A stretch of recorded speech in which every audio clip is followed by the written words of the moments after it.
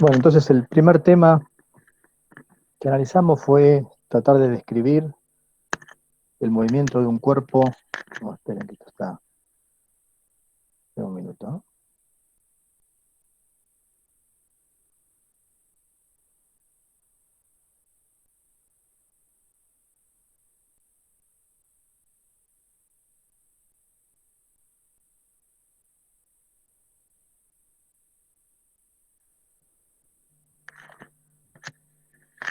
Entonces el primer tema que estudiamos fue describir el movimiento de los cuerpos a través de parámetros como su posición, velocidad y aceleración en función del tiempo, sin importarnos cuáles eran las causas que generaban ese movimiento.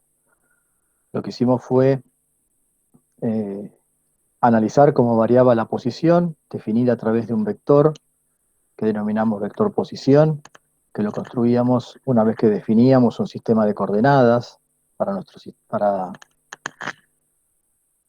un sistema de coordenadas en nuestra elección. Ese vector posición definía la ubicación del objeto en el espacio a través de tres componentes. El origen del vector estaba en el origen de coordenadas y el extremo del vector se encontraba en la posición del objeto.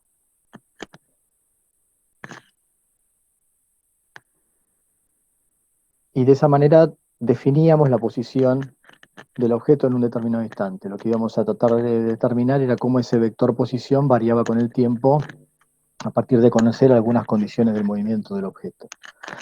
Entonces definíamos el vector velocidad, que era igual a la derivada de la posición respecto del tiempo, entonces me mostraba cómo iba cambiando esa posición en el tiempo. Y si esa velocidad del objeto no era constante, definíamos otro vector, que era el vector aceleración, definido como la derivada del vector velocidad respecto del tiempo, o la derivada, bueno, esto debería ser del vector r. Acá puse derivada respecto de x, esto sería para una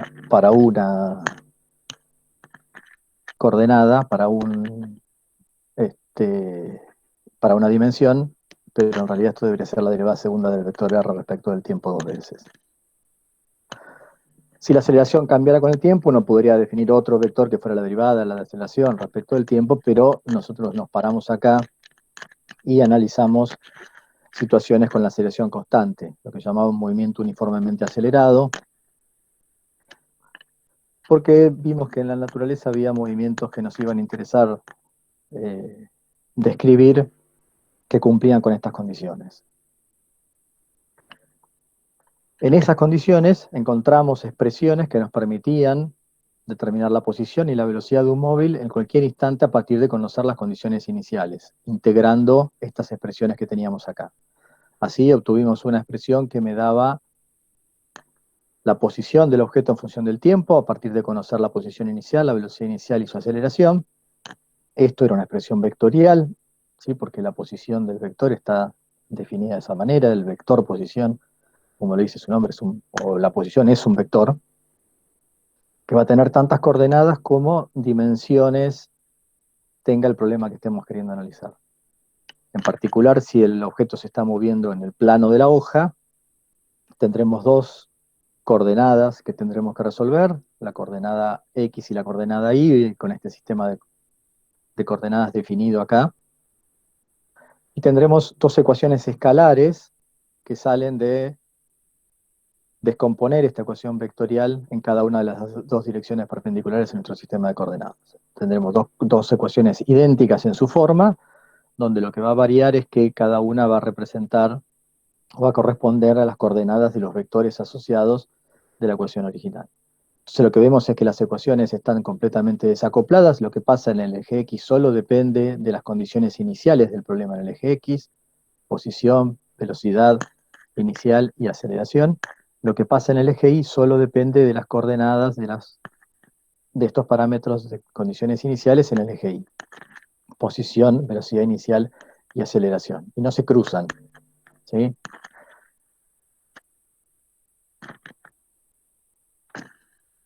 De la misma manera tenemos una expresión que me permite conocer cómo varía la velocidad del cuerpo en función del tiempo. que es esta que está acá, y a su vez esta ecuación vectorial la podemos descomponer en dos ecuaciones escalares. Entonces recordar que estas expresiones salen de integrar aceleración constante, o sea, la derivada de v respecto de t igual a una constante. Entonces solo me sirven para representar o para describir situaciones que se desarrollan con velocidad constante.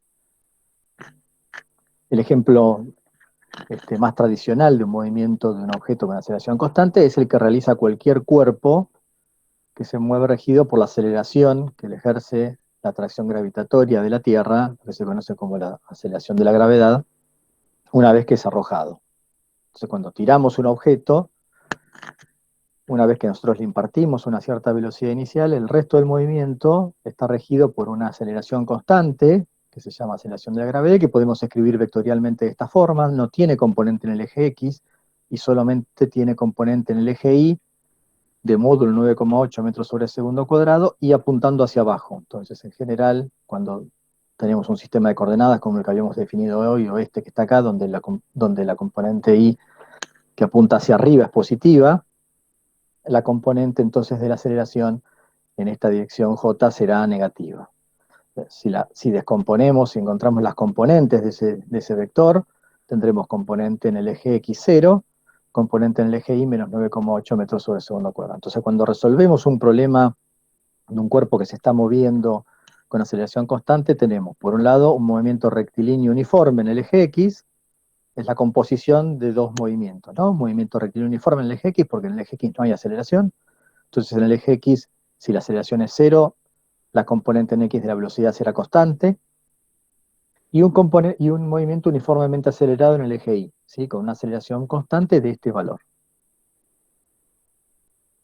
Entonces, si reemplazamos en las condiciones, esas condiciones de aceleración en las dos ecuaciones escalares que sale de descomponer la ecuación de la posición en función del tiempo, tendremos movimiento rectilíneo uniforme en el eje X, como decía recién, componente inicial de la posición en el eje X más la componente inicial de la velocidad en el eje X por el tiempo, no hay término de aceleración, y este sí tendrá los tres términos, componente en el eje Y de la velocidad inicial, componente en el eje, perdón, de la posición inicial, componente en el eje Y de la velocidad inicial, y el componente de la aceleración, en este caso ya lo puse con el número, por eso aparece el signo menos acá.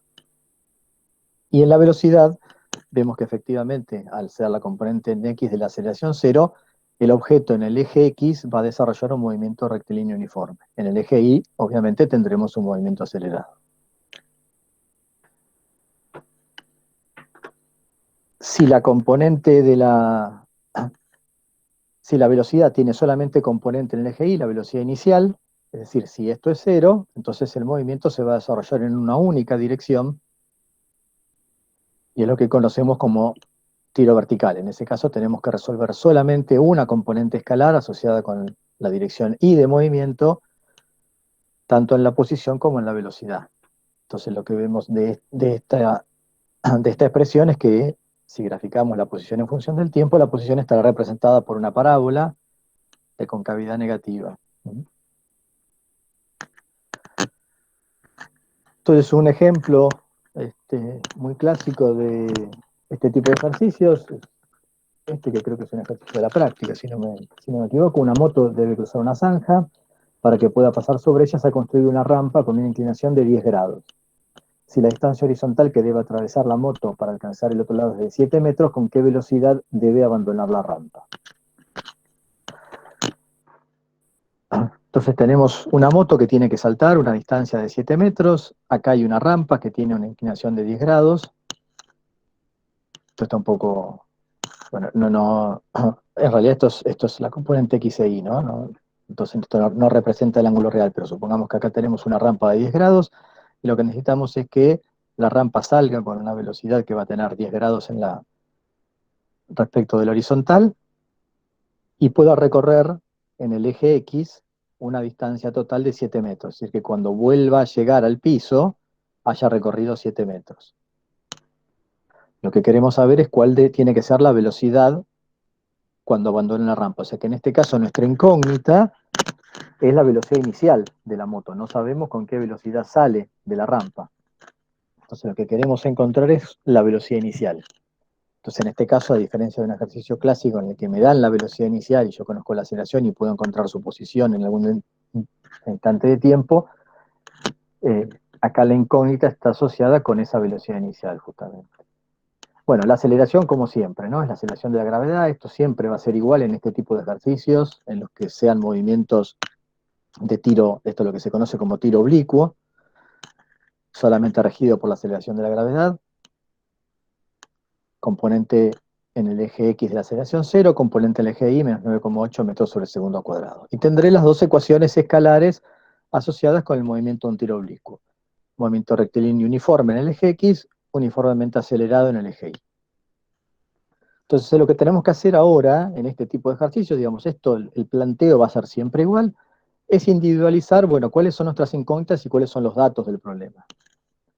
En un problema tradicional, a mí me darían la posición inicial, la velocidad inicial, y yo conocería las dos componentes de la posición inicial, las componentes de la velocidad inicial, conozco la aceleración, puedo encontrar la posición a un determinado tiempo que me pueden pedir. ¿Dónde estaba la partícula a los 20 segundos? Entonces es reemplazar acá por las componentes del vector velocidad inicial, posición inicial, y evaluar estas expresiones para el instante de tiempo que me preguntan.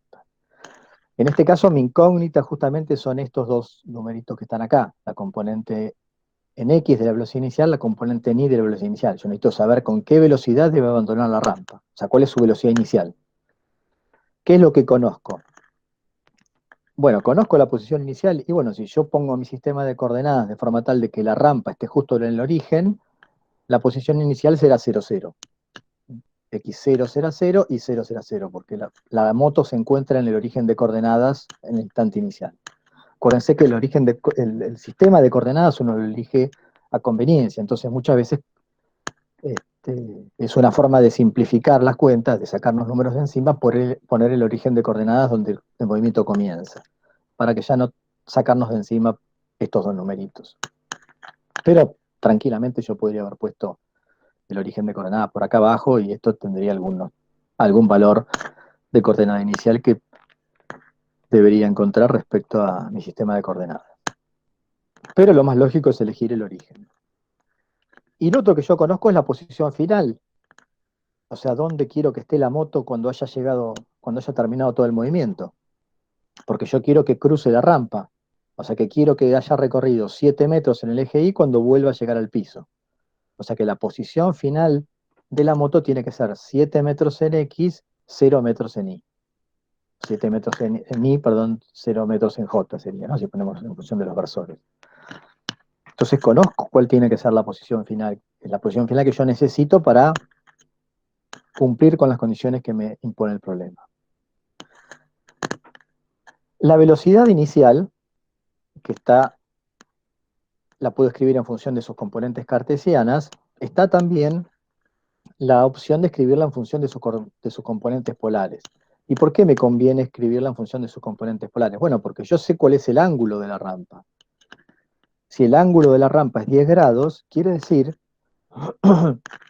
que la moto va a empezar el movimiento con esa inclinación. Es decir, la velocidad inicial de la moto va a formar 10 grados respecto del horizontal. Entonces, si la escribo respecto de sus coordenadas polares, conoceré cuál es el ángulo que forma la velocidad con el eje X. En este caso, la componente en X, obviamente B0 coseno de tita, la componente en Y B0 seno de tita. Lo que veo es que de estas dos componentes polares de la velocidad inicial voy a conocer ya el ángulo por el dato que me da el problema, lo que no conozco es el módulo de B0. Entonces, de tener dos incógnitas, como tenía inicialmente, si lo pensaba en función de las componentes cartesianas de la velocidad, al escribirla en componentes polares me doy cuenta que tenía un dato que me simplifica ahora el problema y hace que pase a tener solamente una incógnita. Entonces, con todos estos datos que tenemos, reemplazamos en estas dos ecuaciones, en estas dos expresiones que me dan la posición al tiempo t en el eje X y en el eje Y. Entonces, la componente en X de la posición final vimos que era 7 metros, y eso será igual a la componente en X de la posición inicial, que era 0, más B0X por T, o sea, módulo de B0 coseno de 10 grados por T. Y lo mismo en el eje Y. La componente en Y de la posición final será 0, la componente en Y de la posición inicial era 0, entonces 0 será igual a la componente en Y de la velocidad inicial, V0 módulo seno de 10 por el tiempo, menos un medio de 9,8 metros sobre segundo por t cuadrado. Entonces fíjense que lo que tenemos acá es un sistema de dos ecuaciones con dos incógnitas. No conozco el módulo de V0 y no conozco el tiempo. Lo que puedo hacer es, para resolver este sistema, bueno, como esto está al cuadrado, lo que me conviene es despejar el tiempo de esta ecuación y reemplazarlo en esta. Entonces, si despejo el tiempo de acá, será 7 metros sobre V0 coseno de 10. Lo reemplazo acá, acá me queda al cuadrado. Y llego a esta expresión de acá, que yo no la voy a resolver, o sea, no hice todas las cuentas, pero ya pongo el resultado acá, pero simplemente fíjense que paso a tener una ecuación que será una ecuación cuadrática de V0, del módulo de V0, o sea, del módulo de la velocidad inicial, que se puede resolver, y puedo encontrar que el módulo de V0 es 14,16 metros sobre segundo. Cuidado que acá no termina el problema, porque la pregunta que me hacía, el problema era con qué velocidad debo abandonar la rampa. Entonces mi respuesta tiene que ser una velocidad, de manera que mi respuesta tiene que estar expresada en forma correcta, tengo que dar el vector velocidad. ¿Sí? Si me preguntan la velocidad, me están preguntando por un vector. La posición, la velocidad, la aceleración son vectores, entonces la respuesta la tengo que expresar en forma correcta. Entonces la velocidad inicial, conociendo el módulo y el ángulo, puedo calcular ahora estas componentes, V0 coseno de 10, con este módulo de V0, V0 seno de 10, y escribir la velocidad en función de sus componentes cartesianas que tiene esta expresión de acá. ¿Alguna duda? No, ninguna. Quedó claro. Bueno. El tema siguiente fue analizar las leyes de Newton. Lo que hicimos fue ahí sí empezar a tratar de entender la relación entre causa-consecuencia en el movimiento de un objeto. Y fue así que enumeramos entonces tres leyes, conocidas como leyes de Newton, que me permitían analizar esta relación. Entonces, la primera ley me decía que si un objeto no interactúa con otros objetos, esto es lo que llamamos un objeto libre, o sea que no tiene ninguna relación con ningún otro objeto, o sea, no experimenta ninguna fuerza debido a ningún otro objeto del universo, es posible definir un sistema de referencia en el que el objeto se mueve con aceleración cero. Este sistema se llama sistema de referencia inercial. Entonces, la primera ley de Newton lo que hace es definirme sistemas de referencia especiales en los cuales yo voy a tener que trabajar para poder aplicar las otras dos leyes. Esos sistemas se conocen como sistemas de referencia inerciales, y para nosotros, en general, para todos los movimientos que se desarrollen sobre la superficie de la Tierra va a ser un sistema de referencia inercial. Estrictamente hablando, no es un sistema inercial. Si yo quiero analizar el movimiento de rotación de los planetas respecto del Sol, lo que vemos es que la Tierra es un sistema, o es una partícula, un cuerpo acelerado. Pero en particular, para ver los movimientos que se desarrollan en la superficie de la Tierra, bueno, esa aceleración es despreciable y podemos pensar como que la Tierra está fija. Sabemos además que cualquier cuerpo que se mueva con velocidad constante respecto a una inercial también será inercial. Una definición alternativa de la primera ley de Newton, que suele ser la más clásica que se suele dar, dice que en ausencia de fuerzas externas y cuando se ve desde un sistema de referencia inercial, un objeto en reposo se mantiene en reposo y uno en movimiento continuo continúa moviéndose con velocidad constante. Es decir, que si un objeto no experimenta fuerzas, en un sistema inercial yo lo tengo que ver moviéndose con velocidad constante. Eso me dice la primera ley. Para una partícula libre, en un sistema de referencia inercial, yo a esa partícula la tengo que ver moviéndose con velocidad constante. En particular podrá ser cero su velocidad, pero podrá tener una velocidad constante finita. La segunda tal vez sea la ley más importante, o la que más vamos a usar, y dice que cuando se ve desde un sistema de referencia inercial, la aceleración que experimenta un objeto es directamente proporcional a la fuerza neta que actúa sobre él e inversamente proporcional a su masa. Acuérdense que habíamos definido la fuerza neta como la sumatoria de todas las fuerzas que actúan sobre un cuerpo. Entonces, si hay varias fuerzas actuando sobre un cuerpo, la fuerza neta o la fuerza resultante es la suma vectorial de todas esas fuerzas. Y todas esas fuerzas, o sea, esa fuerza neta que actúa, me determinará una aceleración del cuerpo. Como vemos, la aceleración tendrá la misma dirección y sentido que la fuerza neta, y su módulo estará relacionado con una constante que es la masa del objeto, que es una propiedad intrínseca de los cuerpos, independiente de la posición y de dónde la midamos. Entonces, esta ley me relaciona las causas, es decir, las fuerzas que actúan sobre un cuerpo, con el efecto, la aceleración que se produce sobre él. Esta expresión, nuevamente, es una expresión vectorial que podemos descomponer en tres expresiones escalares.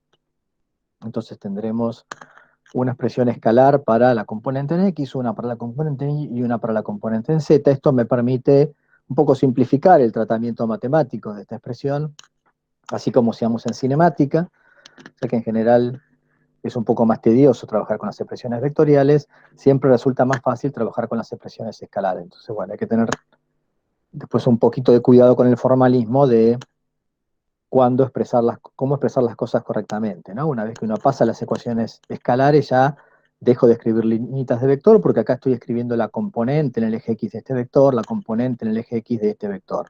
Entonces, fíjense que estos son todos escalares.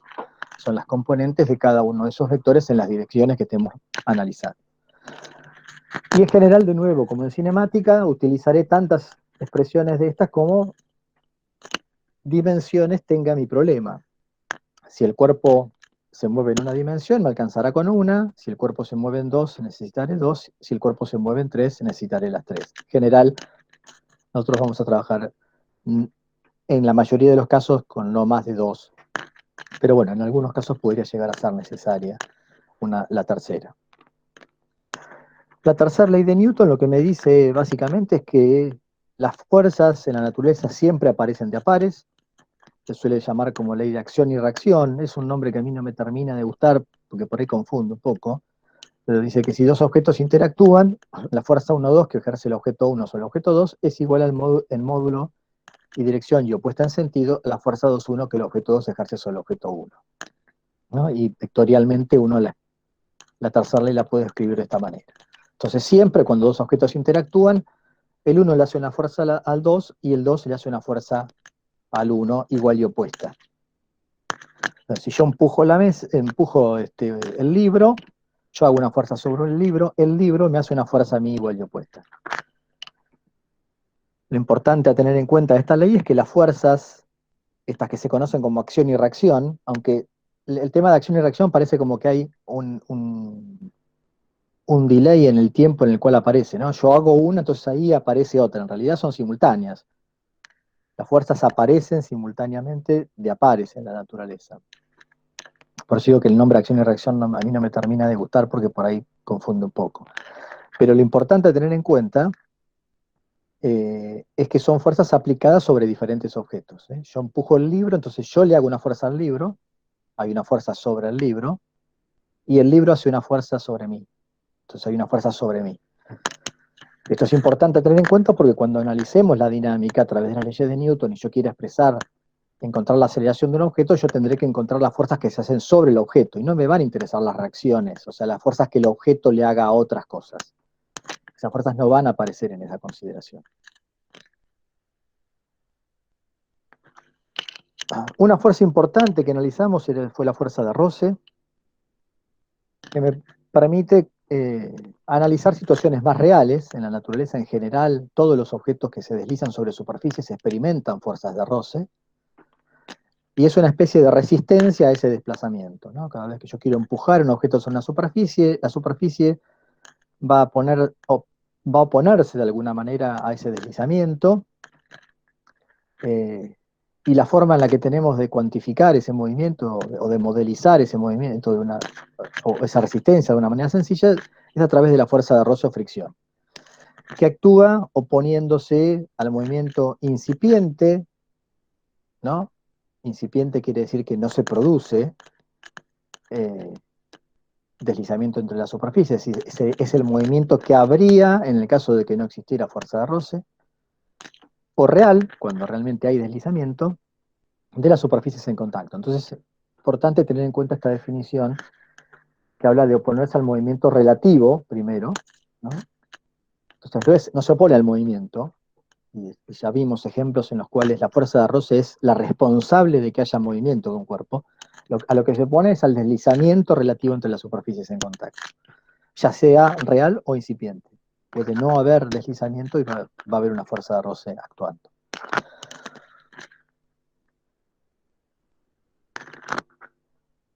La fuerza de roce la podemos separar en dos regiones. Una va a ser esa región en la cual el movimiento eh, o la fuerza de roce se opone al movimiento incipiente, es decir, no hay deslizamiento entre las superficies, y por eso tenemos una región que se conoce como región estática, y es la fuerza que se produce cuando yo quiero empujar algo y no logro moverlo. Hago una fuerza sobre un objeto para moverlo, un libro muy pesado, supónganse que está, o un mueble que está apoyado sobre el piso, lo quiero empujar y no logro moverlo. Si yo analizo las fuerzas que están actuando sobre ese mueble, yo veo que yo estoy haciendo una fuerza. Si esa fuera la única fuerza que está actuando sobre el objeto, debería tener una aceleración, ¿no? Si hay una única fuerza actuando sobre un objeto, y esa fuerza obviamente es distinta del vector nulo, si yo analizo lo que me dice la segunda ley, ¿no? Si hay una única fuerza, quiere decir que la fuerza neta va a ser distinta del vector nulo, por lo tanto debe haber una aceleración. Entonces, si fuera la única fuerza la que actuó sobre el mueble, la que yo estoy haciendo, el objeto debería acelerarse. El mueble debería acelerarse, pero no se acelera. Está quieto, no se mueve. Por lo tanto, debe haber alguna otra fuerza igual y opuesta a la que estoy haciendo yo, y acá no confundamos con el concepto de acción y reacción, porque yo estoy analizando la fuerza sobre el mueble. El mueble me hace una fuerza a mí igual y opuesta a la que yo le hago, pero esas fuerzas no se cancelan, porque una es la fuerza que yo le hago al mueble y otra es la fuerza que el mueble me hace a mí. Yo estoy analizando ahora qué le pasa al mueble nada más, entonces tengo que ver las fuerzas sobre el mueble. Yo le hago una fuerza al mueble, alguien más le tiene que hacer otra fuerza al mueble. ¿Quién es? Bueno, es esta fuerza de roce estática, que si yo hago esta fuerza, perdón, si yo hago esta fuerza, el piso le hace al mueble una fuerza igual y opuesta. Si yo aumento un poquito la fuerza, el piso le hace una fuerza un poquito más grande. Y así, siempre del mismo módulo que la que yo hago, pero en sentido opuesto. Hasta un determinado valor máximo. Hay un valor máximo para que el objeto no deslice sobre la superficie. Ese valor máximo lo vamos a definir como fuerza estática máxima. Y se puede ver que es igual a un coeficiente, que llamamos coeficiente estático, por el módulo de la normal que la superficie sobre la cual está apoyada le hace al objeto. Esto es lógico, ¿no? Que la fuerza esa de roce máxima sea proporcional a la normal. Si yo, ese mueble que quiero mover estaba lleno de objetos adentro, ¿no? Supóngase que fuera un mueble donde guardamos platos, cubiertos, no sé, cosas por el estilo, muy pesadas. Si yo saco todo lo que está dentro, la normal va a ser menor y me va a resultar más fácil moverlo. Quiere decir que este valor de fuerza estática máxima va a ser un poquito menor. Como las superficies son las mismas, el coeficiente no cambia, lo que cambia es la normal. Cuando disminuye la normal, disminuye esta fuerza estática máxima. Entonces, mientras yo no supere esa fuerza de roce estática máxima para poner en movimiento un objeto sobre alguna superficie, el objeto no se va a mover, porque el piso va a ser una fuerza igual y opuesta a la que yo estoy haciendo. Se equiparan esas dos fuerzas, la sumatoria de fuerzas me da cero, y eso implica que la aceleración del objeto es cero. Si estaba en reposo, seguirá en reposo. Entonces, en estos casos no hay, en esta región, en este intervalo de fuerzas, no hay deslizamiento de una superficie respecto a la otra. Entonces acá es donde decimos que la fuerza de roce se opone al movimiento incipiente, al movimiento que habría si no hubiera fuerza de roce. Si el mueble estuviera sobre hielo, sobre una superficie de hielo, con una fuerza muy chiquita yo lo movería y deslizaría la superficie respecto del piso. Entonces a esa fuerza, a ese movimiento se opone la fuerza de roce. Una vez que logro ponerlo en movimiento, aparece otra fuerza de roce distinta que se llama fuerza de roce cinética. Entonces estamos en lo que se conoce como región cinética, cuando hay deslizamiento y la fuerza de roce se opone al movimiento real de las superficies. En ese caso la fuerza de roce es constante, independientemente de la fuerza que yo haga mientras lo mantenga en movimiento, y se puede ver que es igual al coeficiente, a otro coeficiente distinto que se llama coeficiente cinético, también multiplicado por la normal que la superficie le hace al objeto. Estos coeficientes van a depender de la naturaleza de la superficie, de las condiciones, temperatura, humedad, un montón de parámetros, pero se pueden determinar de forma fácil. Yo les mostré un par de ejemplos para determinarlos, y siempre se va a cumplir que el coeficiente cinético es menor que el coeficiente estático. Es decir, una vez que yo logro poner en movimiento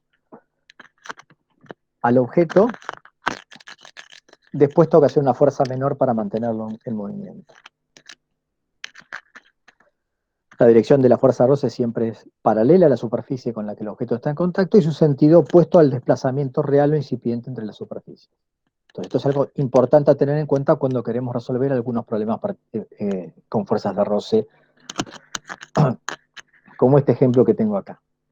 Entonces tenemos un bloque de 2 kilos que descansa sobre otro de 5, el bloque verde tiene 2 kilogramos, el bloque azul 5 kilogramos, esto está sobre una superficie que vamos a suponer que no tiene roce. Entre el bloque de 5 y el piso no hay roce, entonces es una superficie de hielo, supónganse, entonces esto desliza perfectamente. Todos en reposo, apoyados sobre una mesa sin rozamiento. El coeficiente de fricción entre el estático, entre los bloques es 0,3, o sea, tengo fuerza de roce entre los bloques. ¿Sí? Entre estas dos superficies sí va a aparecer una fuerza de roce, con este coeficiente de roce estático. La pregunta es, ¿cuál es la fuerza máxima que yo puedo hacer sobre el bloque de arriba para que los bloques se muevan juntos? Entonces, para plantear el problema, primero hay que entender un poco lo que pasa. ¿Por qué los bloques se van a mover juntos si yo hago una fuerza sobre el bloque de arriba? Si yo el bloque de abajo no lo toco en principio. Si yo hago una fuerza sobre el bloque de arriba, voy a acelerar el bloque de arriba. Ahora, tenemos roce entre estos dos bloques, por lo tanto, acá, cuando aparezca un deslizamiento o quiera haber un deslizamiento, o sea, haya un movimiento relativo entre las superficies real o incipiente, va a aparecer una fuerza de roce. Pensemos qué pasaría si no hubiera fuerza de roce. Si no hubiera fuerza de roce, yo tiro de este bloque, este se mueve hacia la derecha y este queda quieto. O sea que hay un deslizamiento de la superficie del bloque de 2 kilogramos hacia la derecha respecto de lo que sería el piso en este momento para el bloque de 2, que es el bloque de 5. Entonces, si yo hago el diagrama de cuerpo libre del bloque de 2, tengo la fuerza externa que estoy haciendo, la atracción gravitatoria, la normal que le hace el bloque de abajo, y una fuerza de roce, en este caso hacia la izquierda, oponiéndose hacia el deslizamiento. Que en principio, en el problema que queremos ahora plantear, deberá ser estática, porque yo lo que quiero es que los bloques se muevan juntos, es decir, que no exista deslizamiento. O sea, que esto es una fuerza de roce estática, porque se opone al movimiento incipiente entre las superficies. Si miramos entonces lo que le pasa al bloque de abajo, tenemos el peso del bloque de abajo, la normal que el piso le hace al bloque de abajo, al bloque de 5 kilogramos, y ahora pensemos que tanto esta fuerza de roce como esta normal son las componentes de lo que llamamos la fuerza de contacto en principio, ¿no? Son una única fuerza, pero las podemos analizar como dos fuerzas individuales para que sea más sencillo. ¿Quién las está ejerciendo? ¿Quién hace esta fuerza de roce sobre el bloque de 2 kilogramos? ¿Y quién hace esta normal sobre el bloque de 2 kilogramos? Y la superficie en contacto, es decir, el bloque de 5 kilogramos. Estas son dos fuerzas que el bloque de 5 le hace al de 2. Entonces, por tercera ley de Newton, el bloque de 2 le va a hacer fuerzas iguales y opuestas al bloque de 5. Entonces, como yo acá estoy analizando lo que le pasa al bloque de 5, Acá sí las reacciones las tengo que poner, porque son fuerzas que hace el bloque de arriba al bloque de abajo, o sea, son fuerzas ejercidas sobre el bloque de 5 kilogramos. Entonces tengo una reacción a esta fuerza de roce, que el de 5 le hacía al de 2, y va a ser igual a la opuesta, es decir, hacia adelante, hacia la derecha, o sea que tengo una fuerza de roce sobre el bloque de 5 kilogramos hacia la derecha. Entonces vemos que acá tenemos una fuerza que va a ser la responsable de que el bloque de 5 se acelere en la misma dirección y sentido que se acelera el bloque de arriba, que es lo que queríamos analizar nosotros, la situación que queríamos analizar. Y además habrá una normal prima sub m minúscula, igual y opuesta a esta que experimentaba el bloque de 2 kilogramos. Entonces estos son los dos diagramas de cuerpo libre completos de cada uno de los bloques. ¿Está claro eso? Como siempre les digo, este es el primer paso para resolver cualquier problema de dinámica. El diagrama de cuerpo libre. Si ustedes plantean correctamente los diagramas de cuerpo libre y los objetos que están analizando, después es casi trivial la resolución. Pero este es el paso fundamental. Y es lo primero que miro cuando corrijo un ejercicio de dinámica. A ver el diagrama de cuerpo libre que hicieron. A ver cómo es el diagrama de cuerpo libre. Si lo plantearon bien, bueno, entonces es muy probable que después hayan llegado a un resultado correcto. Y si no llegaron, y bueno, tal vez se equivocaron en algún despeje o en alguna cuenta.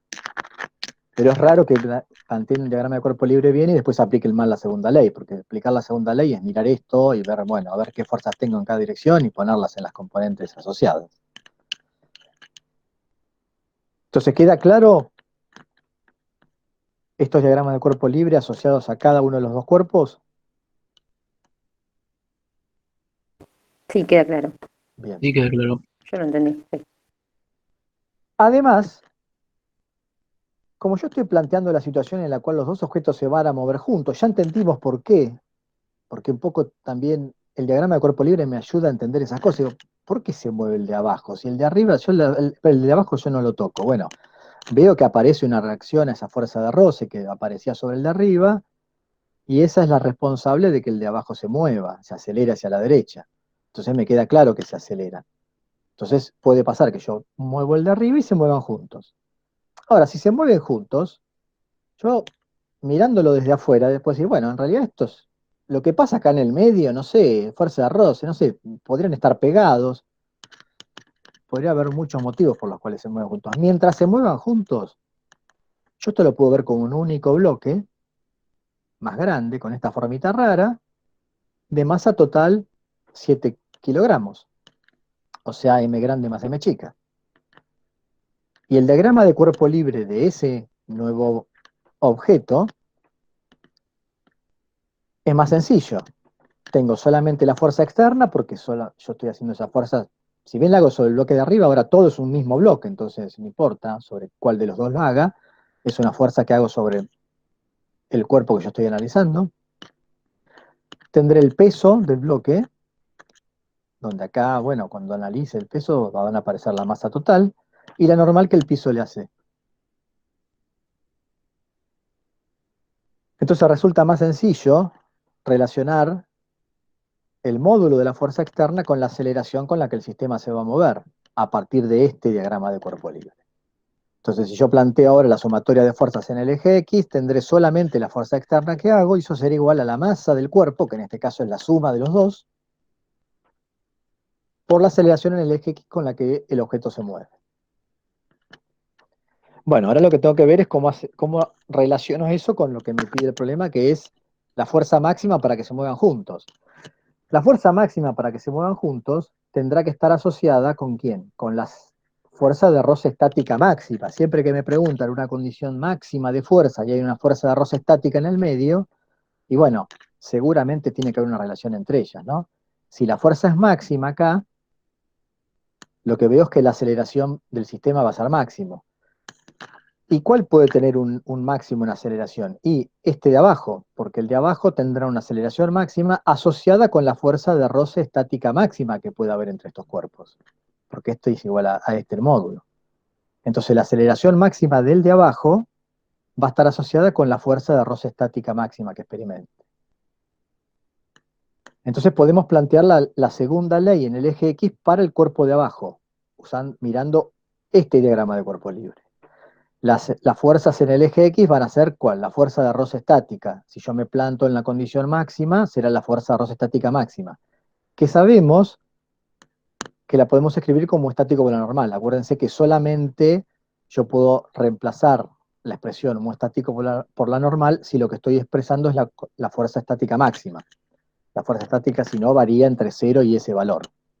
Como acá estoy en esa condición máxima, bueno, puedo plantear esta condición, es decir, que eso será igual al coeficiente de roce estático por la normal. Ahora, ojo, si bien yo estoy planteando la dinámica sobre el cuerpo de abajo, esta fuerza de roce, ¿por qué aparece? Aparece aplicada sobre el bloque de arriba. Entonces, si yo quiero expresarla como un estático por la normal, ¿qué normal es la que tengo que poner? La normal del bloque de arriba. No se confundan acá y me pongan m grande por g. ¿Está bien? Porque esta fuerza de roce yo la tengo que calcular en función de lo que le pasa al bloque de arriba, que es el que experimenta la fuerza debido a la superficie en contacto con el bloque de abajo. Entonces siempre la fuerza de roce se calcula como el módulo, el mu estático por la normal del bloque que se está deslizando o que se estaría deslizando, ¿no? De la superficie que se estaría deslizando. En este caso corresponde al de arriba. Por eso acá pongo, fíjense, la normal m minúscula, o cuando la reemplazo, m minúscula por g, no pongo m mayúscula por g. Tendría que poner eso, en realidad sería la suma de las masas, si yo viera la fuerza de roce con el piso, pero yo no estoy analizando la fuerza de roce con el piso, estoy analizando la fuerza de roce entre estos dos objetos. Queda claro esto, ¿no? Ese puede ser un factor de confusión a la hora de reemplazar, porque uno tiende a decir, bueno, estoy calculando la dinámica sobre el bloque de abajo, entonces tengo que poner la normal del de abajo. No, porque la fuerza de roce estática se produce entre estas dos superficies. Entonces yo tengo que calcularla usando la normal del bloque que está arriba, que es el que experimenta esa resistencia al desplazamiento respecto al piso sobre el cual está apoyado. En este caso el bloque de abajo es el piso. Y esto será igual a la masa del bloque de abajo por su aceleración en el eje X, que en este caso la vamos a llamar máxima, porque como planteamos la condición de fuerza roce estática máxima, esa aceleración será la máxima que puede experimentar. No se puede acelerar más que esto, más que lo que le da esta fuerza. Por eso esta es la máxima. Y lo que puedo hacer entonces ahora es despejar la aceleración, esta máxima de acá, reemplazarla acá, en la ecuación que habíamos encontrado para la dinámica de los dos cuerpos como uno, y si reemplazamos esta aceleración por una aceleración máxima, lo que obtendremos es la fuerza, el módulo de la fuerza máxima que podremos hacer.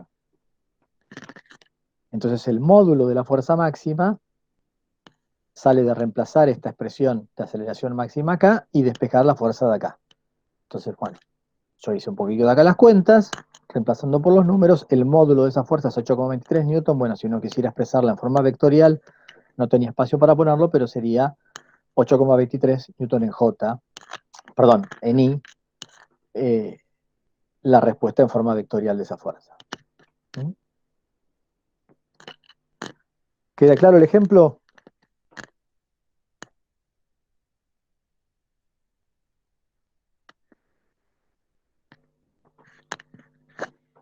Profe, Sí.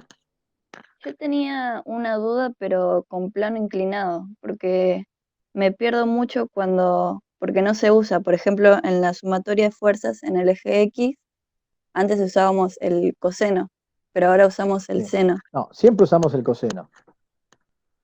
Cuando vos descomponés en X e Y, usás el coseno. Bueno, acá justo el ejemplo este no me sirve, tendré que después buscar uno.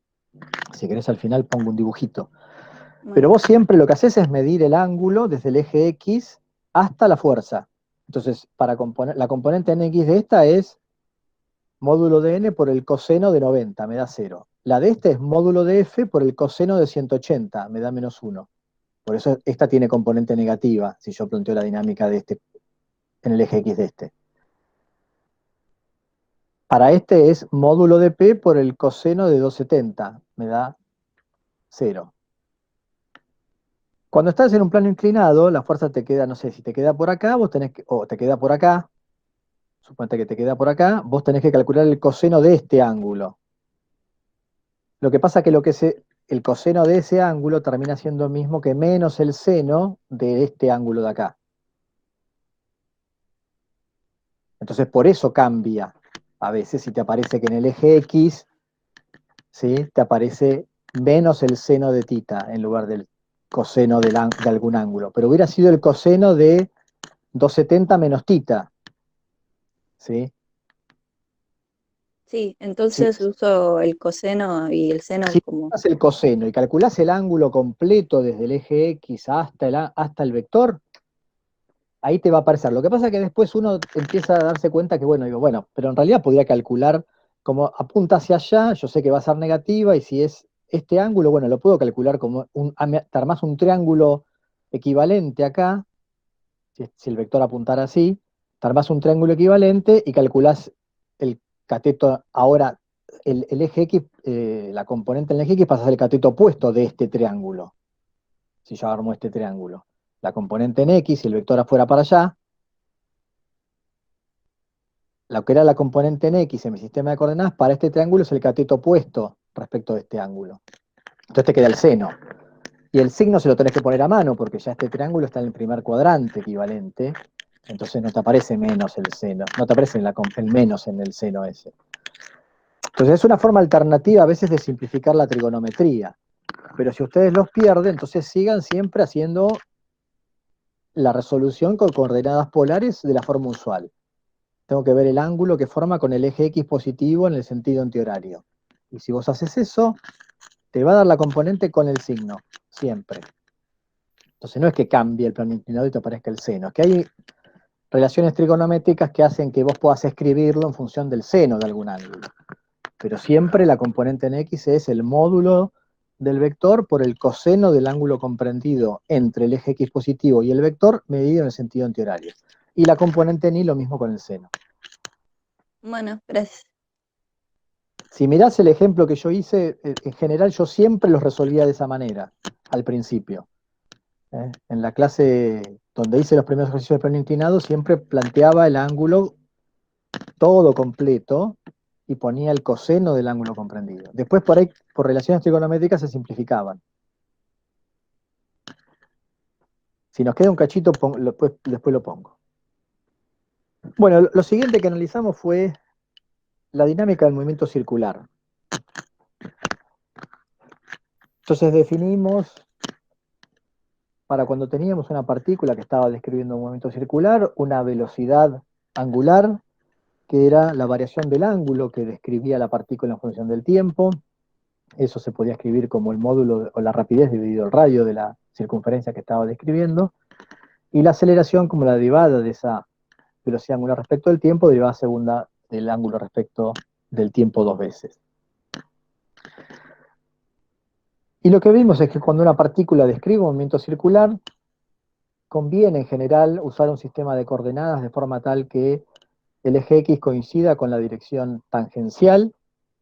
Entonces en general lo llamamos dirección tangencial a la dirección de la velocidad de la partícula, y el eje Y con la dirección radial, perpendicular a la velocidad. De forma tal que la aceleración se pueda descomponer en dos componentes asociadas con esas dos direcciones. Una en la dirección tangencial y una en la dirección radial. La aceleración, la componente tangencial de la aceleración, que también llamamos muchas veces aceleración centrípeta, es la responsable de generarme un cambio en la dirección de la velocidad. Como es perpendicular a la velocidad, no me puede generar un cambio en su módulo, solo me produce cambios en la dirección. Y vimos que podemos escribirla como la rapidez al cuadrado sobre r, o también la velocidad angular al cuadrado por r. Esta es la componente que siempre debo tener de aceleración para que un movimiento circular se desarrolle. Si yo no tengo aceleración tangencial, no puedo cambiar la dirección de la velocidad y no puedo tener movimiento circular. Queda claro que en un movimiento circular la dirección de la velocidad va cambiando punto a punto, porque la dirección de la recta tangente en cada punto de una trayectoria curva cambia. La otra componente, que es la tangencial, tiene en cuenta el cambio del módulo de la velocidad respecto del tiempo, lo puedo escribir también como r por alfa, es decir, en función de la aceleración angular. podemos tener movimientos circulares en las cuales esta no exista. No puedo tener un movimiento circular en el cual esta no exista. Si esta es cero, lo que tenemos es un movimiento con módulo de velocidad constante o velocidad angular constante. Ese lo llamamos movimiento circular uniforme. En este caso la aceleración tangencial es cero, es decir, que la aceleración apunta solamente hacia el centro de la circunferencia. O sea, solamente tenemos la componente normal, o sea que el módulo de aceleración es igual a la aceleración centrípeta, a esta que escribimos acá. En esos casos podemos entonces definir el período, que es el tiempo que tarda la partícula en describir una vuelta completa, que será igual a 2πr dividido la velocidad, o si quieren 2π sobre omega. Y la frecuencia, al ser a la inversa de la velocidad, es decir, omega sobre 2π. Lo que nos tiene que quedar claro es que cuando aplicamos la segunda ley de Newton, un movimiento circular, como tengo siempre una aceleración, porque yo esta componente de aceleración radial la tengo que tener sí o sí para que el movimiento sea circular, es decir, que siempre en un movimiento circular el objeto está acelerado, por lo tanto debe existir una fuerza neta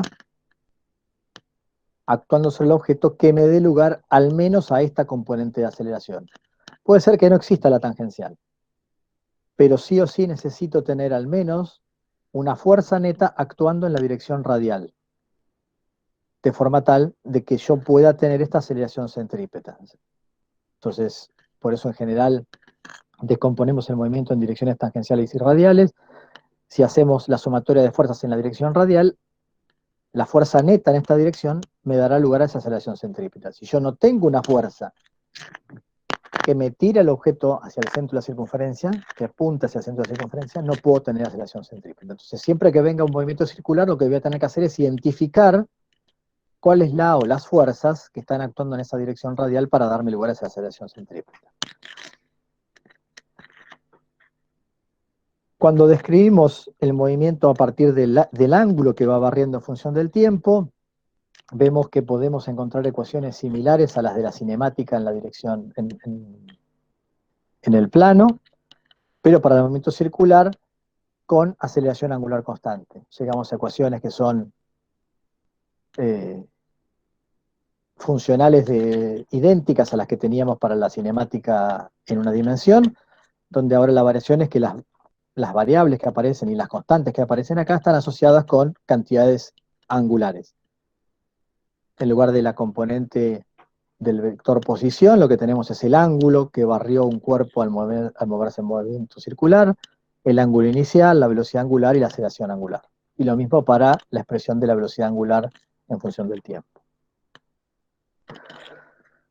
Entonces veamos un ejemplo de la dinámica del movimiento circular.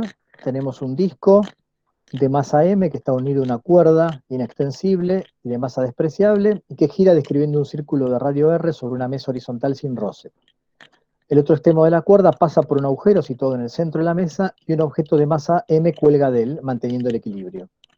Calcular la rapidez del disco. Entonces, a ver si entienden el dibujito de la situación. Acá hay una mesa con un agujero en el medio, acá hay un disco que tiene un hilo atado y el hilo pasa por el agujerito acá, de forma tal que después en el otro extremo se cuelga una masa que va a quedar en equilibrio en esa posición. Y este disco yo lo empujo y lo pongo a rotar con velocidad angular constante. ¿Está bien? Entonces esa es la situación. Lo que quiero es conocer la rapidez del disco. Entonces lo que tengo que hacer de nuevo es plantear el diagrama de cuerpo libre de cada uno de los dos. El más sencillo es el bloque que está acá colgando. Este bloque dijimos que estaba en equilibrio. Las fuerzas que actúan sobre el bloque van a ser la tensión de la cuerda, que es una fuerza vertical y hacia arriba, ¿no? La cuerda tira sobre este bloque hacia arriba, y el peso, la tracción gravitatoria que ejerce la Tierra, una fuerza vertical y hacia abajo. Sobre el otro bloque, lo que voy a hacer ahora es virarlo de costado, ¿no? Estoy poniendo el eje Y acá, y el eje X en la dirección radial. Y estoy mirando un corte transversal de lo que le pasa al disco, en un instante de tiempo. Entonces saco una foto, y lo que veo es que sobre el disco tengo la fuerza de atracción gravitatoria, el peso que le hace la Tierra, la normal que le hace la mesa hacia arriba, y la tensión, lo llamé tensión 2, esta es la tensión 1, esta es tensión 2, que tira el disco hacia el centro de la mesa. Entonces vemos claramente que este no está en equilibrio, sino que está acelerado con la aceleración que le da la tensión 2. Como la cuerda es la misma, el módulo de las dos tensiones tienen que ser iguales. Si bien son vectores distintos, porque este es un vector que apunta hacia arriba, este es un vector que apunta hacia la izquierda, sus módulos tienen que ser iguales. Lo voy a llamar T. Entonces ahora planteamos la segunda ley de Newton para cada uno de los dos cuerpos. Este está en equilibrio, por lo tanto la sumatoria de fuerzas tiene que ser cero, o sea, igual al vector nulo. En el eje X no es necesario plantearlo porque no hay fuerzas, no hay componentes de fuerza en el eje X, solamente planteo la componente Y de la fuerza sobre el bloque M, sobre el bloque que está colgando, M mayúscula, y eso será igual al módulo de la tensión 1, que lo llamamos T, menos el módulo del peso M por G, y eso será igual a cero. Es decir, que la tensión tiene un módulo M por G, M mayúscula por G. Sobre el bloque, sobre el disco, de masa M minúscula, voy a plantear la segunda ley solamente en la dirección X de mi sistema de coordenadas, que coincide con la dirección radial del movimiento circular. Fíjense que yo escribí, yo puse los ejes de coordenadas de forma tal que la dirección X coincida con la dirección radial. Entonces la sumatoria de fuerzas E en X será igual a la tensión, voy a elegir positivo hacia allá para hacerlo más fácil. La única fuerza que tengo es la tensión 2, el módulo de la tensión 2 es T. Y esto tendrá que ser igual a ¿qué? A la masa por la aceleración en esa dirección, que es la aceleración centrípeta, es la componente radial de la aceleración que experimenta el objeto describiendo un movimiento circular. Entonces esta aceleración tendrá que ser la aceleración centrípeta, que sabemos que podemos escribir como la rapidez al cuadrado dividido el radio de la circunferencia.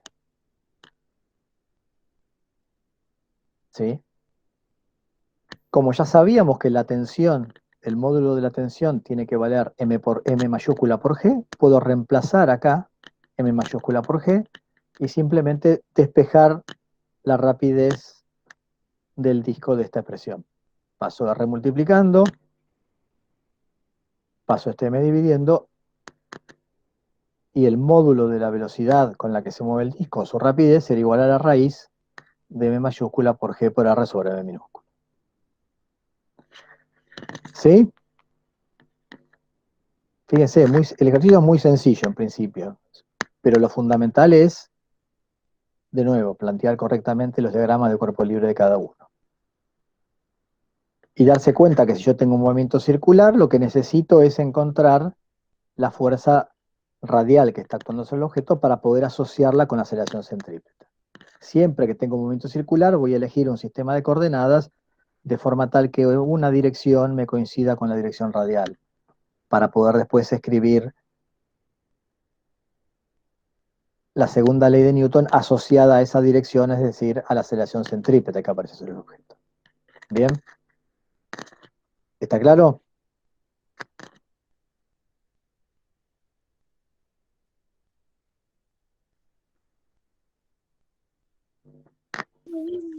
Sí, Bueno. Otro ejemplo de movimiento circular. Se empuja una calecita de 1 metro de radio de forma tal que al dejar de empujarla, gira con una velocidad angular de 20 revoluciones por minuto, ¿no? Entonces, por ahí no está dicho explícitamente, pero se parte del reposo, ¿no? La calecita inicialmente está en reposo, se la empuja de forma tal que cuando dejo de empujarla, tiene una velocidad angular de 20 revoluciones por minuto. Ahí dejamos de empujarla cuando llega a esa velocidad. Y después dice, si el roce que se hace en el eje de la calecita es constante y hace que se frene en 30 segundos, calcule la aceleración angular durante ese intervalo de tiempo. Calcular la velocidad tangencial en un punto r sobre 2 del centro de la calecita y las vueltas que dio la calecita 20 segundos después de haber dejado de empujarla. Entonces, yo empujo la calecita, le doy una cierta velocidad angular inicial de 20 revoluciones por minuto. Ahora vamos a ver cómo pasar eso a velocidad angular. Y en ese momento dejo de empujarla. Ahora, como tiene un eje, que si bien está lubricado ese eje, sabemos que las calecitas no giran infinitamente, en algún momento se frenan por el roce justamente que hay entre el eje y la calecita. El problema me dice que en 30 segundos la calecita se frena. O sea que si se frena, quiere decir que la calecita va a estar acelerada, ¿no? Porque hay una fuerza de roce en el eje, entonces hay una aceleración angular que hará que la calecita se frene. Quiero saber cuál es la velocidad angular en R sobre 2, o la velocidad tangencial en R sobre 2 a los 20 segundos y cuántas vueltas dio a los 20 segundos de haberla dejado de empujar. Bueno, entonces el problema es un problema de cinemática circular. Me pide cuántas vueltas dio, entonces si me dice cuántas vueltas dio, lo que pienso es, bueno, yo puedo calcular qué ángulo giró, y a partir de saber qué ángulo giró, lo podré pasar a vueltas. ¿Sí? Para saber qué ángulo giró, lo que tengo que pensar es en la dinámica, en la cinemática del movimiento circular que estamos analizando, que es un movimiento con una velocidad angular constante, porque me dicen que el roce es constante, es decir, que la aceleración que experimenta la calecita en el eje cuando se va frenando es una aceleración angular constante. Entonces podré usar las expresiones del movimiento circular, de lo que es la cinemática del movimiento circular, uniformemente acelerado. Entonces primero pasemos, acuérdense que siempre hay que trabajar en 1 sobre segundo, es decir, los ángulos en radianes, cuando estamos trabajando con las ecuaciones de cinemática circular, la velocidad angular en radianes por segundo, si quieren, o 1 sobre segundo, los radianes no se ponen. Entonces tengo que pasar revoluciones por minuto a radianes por segundo. Entonces, ¿cómo hacemos eso? Bueno, multiplico y divido por 1 de una forma que me sirve. Entonces, si yo lo que quiero es que abajo me aparezcan segundos, multiplico por 1 minuto arriba y divido por 60 segundos. 1 minuto sobre 60 segundos es la unidad, pero escrito de una forma conveniente, de forma tal que 1 minuto se me simplifica con el minuto de acá y me queda dividiendo 60 segundos. Y para sacarme las revoluciones, estos son vueltas si quieren, lo que tengo que hacer es escribir ahora las vueltas en radianes. Una vuelta son 2 pi radianes, entonces multiplico por 2 pi radianes, divido por una vuelta, o una revolución, 2 pi sobre una revolución es la unidad, también escrito de una forma conveniente, simplifico las revoluciones, entonces me queda multiplicar por 2 pi, dividir por 60 segundos. De esa manera paso a unidades de 1 sobre segundo, que son las que necesito para tener la expresión de la velocidad angular. O sea que la velocidad angular inicial con la que empieza el movimiento durante el cual se frena la calecita, o sea que el movimiento que a mí me interesa es desde el momento que yo dejo de empujar. En ese momento esta es la velocidad angular expresada en unidades de 1 sobre segundo, es 2 pi sobre 3. Y lo que dice el problema es que inicia el movimiento con esa velocidad y a los 30 segundos se frena. O sea que la calecita está acelerada angularmente, de forma tal que a los 30 segundos, o sea, cuando t es igual a 30, la velocidad angular es 0. Parte con una velocidad angular inicial de 2 pi sobre 3, una aceleración angular que no conozco, pero lo que sé es que cuando t vale 30, su velocidad angular es 0. Omega a los 30 segundos es 0. Entonces, si reemplazo por 30 segundos acá y despejo alfa, puedo calcular cuánto vale la velocidad angular de la calecita. Estoy haciendo las cuentas, omega menos omega 0, omega 0, o sea que esto es 0, menos omega 0 es este valor de acá, con el signo menos adelante, dividido 30 segundos, bueno, me da 2 pi sobre 3 por 30 segundos al cuadrado, eso es menos 0,071 sobre segundo cuadrado. Esta es la aceleración angular de la calecita. Efectivamente negativa porque se está frenando, su velocidad angular va disminuyendo con el tiempo. Bueno, entonces si conozco la velocidad angular ahora y conozco la aceleración angular, conocida la velocidad angular inicial, puedo calcular la velocidad angular en cualquier instante de tiempo, en particular a los 20 segundos, que es lo que me pedía el problema. Entonces calculo la velocidad angular a los 20 segundos. Será omega 0 más alfa por t. Omega 0 es esto que ya calculamos, alfa menos 0,07 1 sobre segundo cuadrado, lo evalúo a los 20 segundos, la velocidad angular a los 20 segundos es 0,69 1 sobre segundo. Ahora, lo que me pide el problema es la velocidad tangencial en un punto r sobre 2 del centro de la calecita. Piensen que en general describimos el movimiento circular en función de la velocidad angular. ¿Por qué? Porque todos los puntos a lo largo del radio se mueven con la misma velocidad angular, pero no todos se mueven con la misma velocidad tangencial. La velocidad tangencial aumenta a medida que yo me alejo del radio, porque la velocidad tangencial es la velocidad angular por el radio, o sea, por la distancia al eje de rotación. Entonces, cuanto más lejos esté del eje de rotación, mayor va a ser la velocidad angular. Si estoy a r sobre 2 del centro de la calecita y el radio de la calecita es 1 metro, bueno, tengo que calcular la velocidad tangencial para 0,5 metros.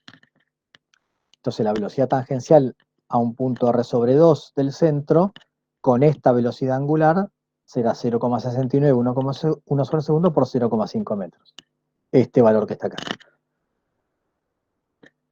Si me pidieran la velocidad tangencial en el extremo de la calecita, serían 0,69 por 1 metro, 1 sobre segundo, o sea, 0,69 metros sobre segundo. Y después me preguntan cuántas vueltas dio la calecita. La cantidad de vueltas que dio a esos 20 segundos después que dejé de empujarla. Entonces lo que vamos a hacer es calcular el ángulo, que es lo que podemos calcular fácil con la ecuación de cinemática de movimiento circular uniforme, uniformemente acelerado. El ángulo será el ángulo inicial más la velocidad inicial por el tiempo más un medio de la aceleración angular por el tiempo al cuadrado. Vamos a poner como ángulo inicial 0 porque quiero saber cuánto giro a partir de ese momento, entonces inicialmente el ángulo inicial es 0.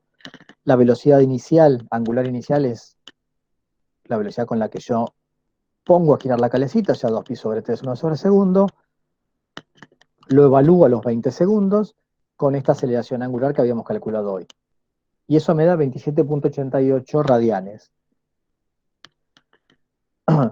Para saber cuántas vueltas dio, tengo que pasar estos radianes a revoluciones o vueltas, es decir, dividirlo por 2pi. Una vuelta son 2pi radianes.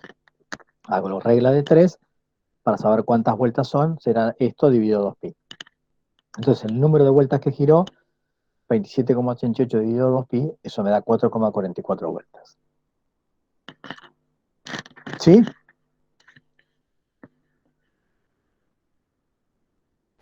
Sí, se entendió. Bueno, entonces ahí tienen dos ejemplos de ejercicios bien distintos de lo que puede aparecer en problemas de movimiento circular. Ya sea por un lado analizando la dinámica, por otro lado analizando la cinética.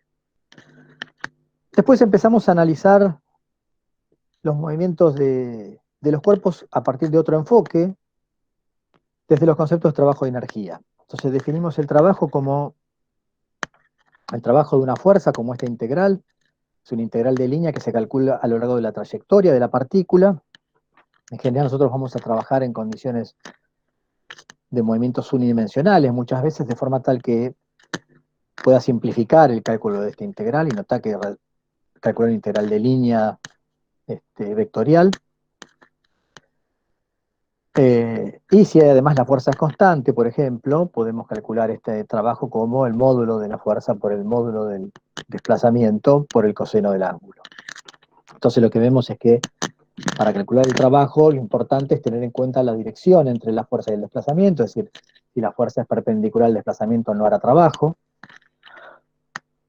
Es decir, cuando un objeto se mueve en forma horizontal, el peso y la normal no hacen trabajo. Y solamente entrará en juego la componente en la dirección de desplazamiento de la fuerza cuando analice el trabajo que haga sobre el movimiento de un cuerpo.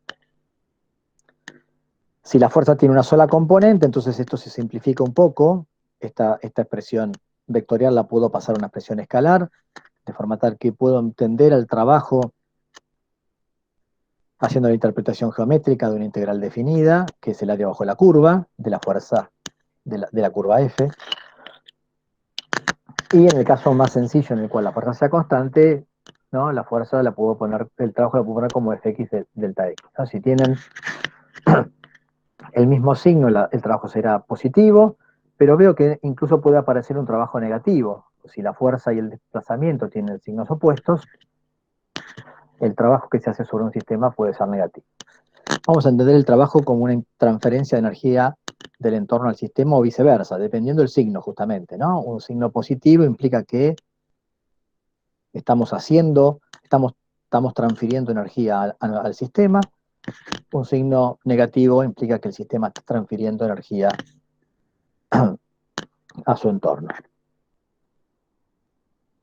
Si suponemos que tenemos un sistema compuesto por una partícula de masa m que se mueve bajo la acción de una fuerza neta F, sumatoria, hacia la derecha, que produce un cambio en su velocidad de una V1 a V2 y un desplazamiento delta R igual a delta X, solo se está moviendo en el eje X.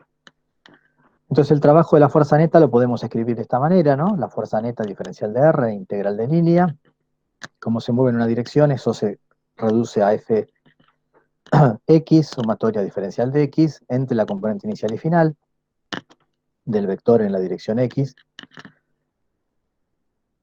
Por segunda ley de Newton, esto será la masa por la aceleración en el eje X, que es la derivada respecto del tiempo, y si hago el cambio de variables, es decir, pensando que la velocidad depende de la posición, y escribo esto como una derivada compuesta, por regla de la cadena, puedo simplificar acá las X, y de B a dt, de X a dt es la velocidad, de forma tal que esto me quede un integral en la variable velocidad.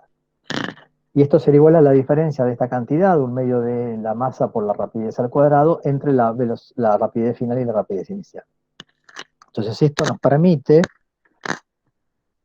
escribir el trabajo como una diferencia de cantidades que dependen de la rapidez del objeto, y esta cantidad la vamos a definir como la energía cinética de la partícula. Esta expresión que está escrita acá es lo que conocemos como el teorema de trabajo de energía cinética, que me dice que cuando se realiza trabajo sobre un sistema y el único cambio en el sistema es en su rapidez, el trabajo neto realizado sobre el sistema es igual al cambio en energía cinética del mismo. El trabajo total, si solo me produce cambios en la rapidez del objeto, será igual a la energía cinética final menos la energía cinética inicial.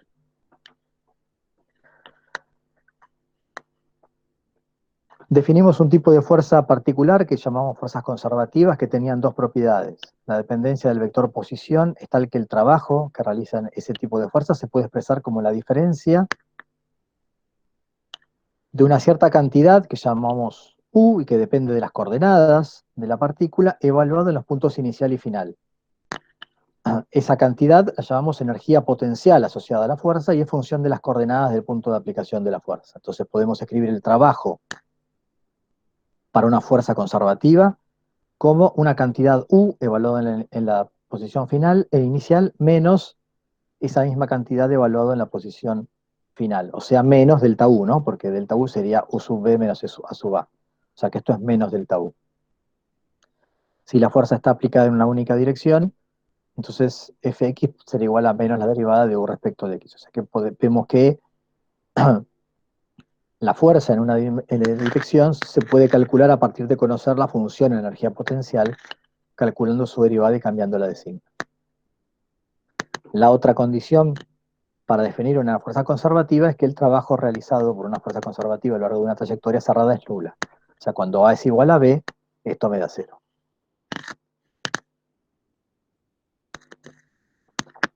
En el caso de la fuerza de tracción gravitatoria, vimos que era una fuerza conservativa porque el trabajo efectivamente lo podíamos escribir como la diferencia de dos cantidades evaluadas en las coordenadas iniciales y finales.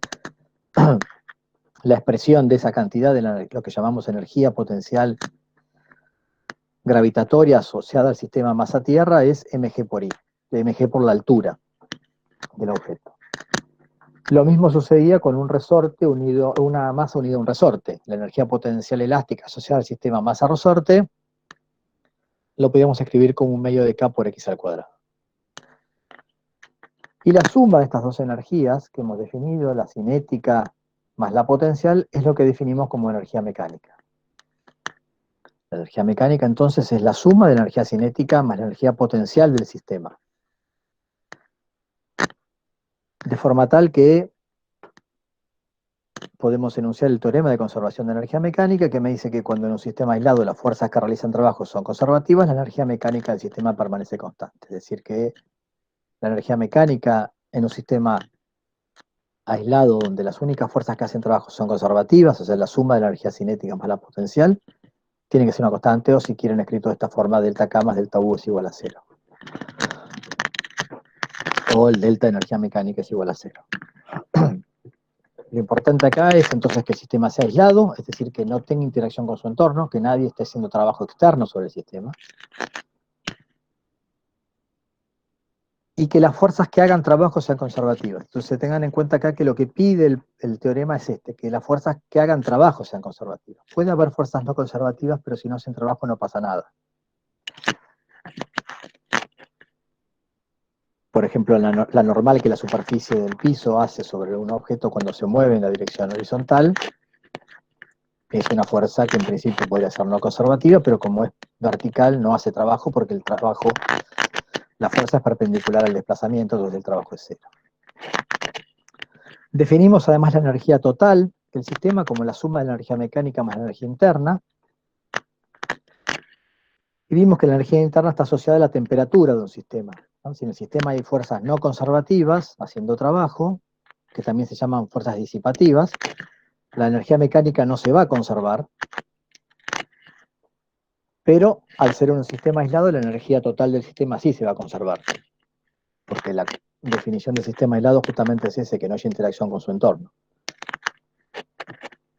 Entonces el trabajo de las no conservativas tendrá una influencia sobre la energía interna del sistema. Podemos escribir entonces el trabajo de las fuerzas no conservativas como la variación de energía mecánica del sistema, o sea, delta K más delta U. Entonces cuando no haya fuerzas no conservativas haciendo trabajo, podremos plantear la variación de energía mecánica igual a cero, pero cuando haya fuerzas no conservativas, bueno, tenemos una forma de evaluarlo, y es a través de esta expresión, en la cual la variación de energía mecánica ahora no es cero, sino que es igual al trabajo de las fuerzas no conservativas. Si esta fuerza no conservativa es una fuerza de roce, bueno, este trabajo será negativo, porque el trabajo de la fuerza de roce siempre es negativo, siempre se opone al desplazamiento, por lo tanto el trabajo es negativo, entonces tendré una pérdida de energía mecánica. Si este trabajo es positivo, puede ser que yo esté tirando con una cuerda, entonces estoy haciendo un trabajo positivo la cuerda está haciendo un trabajo positivo en el sistema, tengo un aumento en la energía mecánica. Ese cambio en energía mecánica del sistema se va a transformar en una energía interna, ¿no? Pero que bueno, nosotros ahí no analizaremos. Lo que nos interesará será cuánto es lo que cambia la energía mecánica, para tener idea de las propiedades dinámicas del problema, tal vez la velocidad o la posición. Definimos la potencia porque muchas veces en situaciones nos pueden interesar conocer no el trabajo, sino qué tan rápido una máquina en general es capaz de hacer trabajo. Si yo tengo que Un ingeniero tiene que definir qué motor le va a poner un ascensor, lo que le importa es no que sea capaz de subir algo, pues siempre lo podrá subir a una velocidad muy pequeña o en un tiempo muy largo, haciendo una fuerza pequeña. Lo que necesito es que suba el ascensor con una determinada carga de gente en un intervalo de tiempo aceptable. No puede tardar una hora en subir de planta baja a primer piso. Entonces yo necesito que el trabajo lo haga en un tiempo determinado de algunos segundos. Entonces la potencia me permite determinar ese tipo de cosas, porque se define como el límite para estar tendiendo a cero del trabajo dividido en intervalo de tiempo, o sea, la rapidez de realizar trabajo. Que también podemos escribir como el producto escalar de la fuerza por la velocidad. Si la fuerza y velocidad son paralelas, entonces la potencia se escribe de esta manera más sencilla como el módulo de la fuerza por el módulo de la velocidad. Entonces veamos un ejemplo de ejercicios de trabajo de energía. Se deja caer un pequeño bloque de masa M por una pista sin roce, desde una altura h. En el otro extremo tenemos un resorte unido a la pared. Queremos calcular la compresión máxima que sufría el resorte. Entonces, en nuestro sistema, acuérdense que cuando trabajamos con con estos conceptos de trabajo de energía tenemos que ahora definir un sistema, no trabajamos más con el modelo de partículas, sino que trabajamos con el modelo de sistema. Nuestro sistema tendrá que ser cerrado de forma tal que no haya interacción con su entorno, entonces tengo que incluir en el sistema a la partícula, al bloque, al resorte, a la pista y a la tierra, de forma tal que eso sea un sistema aislado, cerrado, no interactúa con el entorno. ¿Qué fuerzas hacen trabajo en mi sistema? Bueno, veamos las fuerzas que aparecen, ¿no? Tendré la fuerza de atracción gravitatoria sobre el bloque, que es conservativa. Tendré la fuerza de restitución elástica, que también es conservativa. Y sobre el bloque, a lo largo de su trayectoria, siempre está la fuerza normal que le hace la pista, pero siempre es perpendicular a la trayectoria. Siempre la fuerza normal, en este caso es horizontal, la trayectoria es vertical. Acá apuntan en direcciones oblicuas, pero perpendiculares entre ellas. Y acá, de nuevo, la normal es vertical, el desplazamiento es horizontal. Entonces, la normal no hace trabajo, por lo tanto, las únicas fuerzas que hacen trabajo son la atracción gravitatoria y la restitución elástica, que son fuerzas conservativas, por lo tanto, la energía mecánica de mi sistema tiene que permanecer constante. Es decir, la suma de la energía cinética más la energía potencial, asociada a la fuerza de atracción gravitatoria que la Tierra le hace al bloque, más la energía que puede almacenarse en el resorte como energía mecánica, elástica, tiene que permanecer constante. Entonces, ¿qué es lo que va a pasar? Bueno, yo voy a arrancar mi problema con el bloque acá arriba, con una cierta energía potencial asociada a la altura a la que se encuentra el bloque respecto de mi cero de sistema de coordenadas, que lo voy a elegir acá en el piso. Cuando lo suelte, esa energía potencial empezará a convertirse en energía cinética a medida que el bloque descienda por la rampa, es decir, que la rapidez del bloque va a ir aumentando, disminuye la altura, disminuye la energía potencial, aumenta la energía cinética. Cuando llega acá abajo, toda la energía potencial que tenía gravitatoria acá se convirtió en energía cinética. Es decir, que la energía cinética acá numéricamente vale ¿cuánto? Vale mg por h.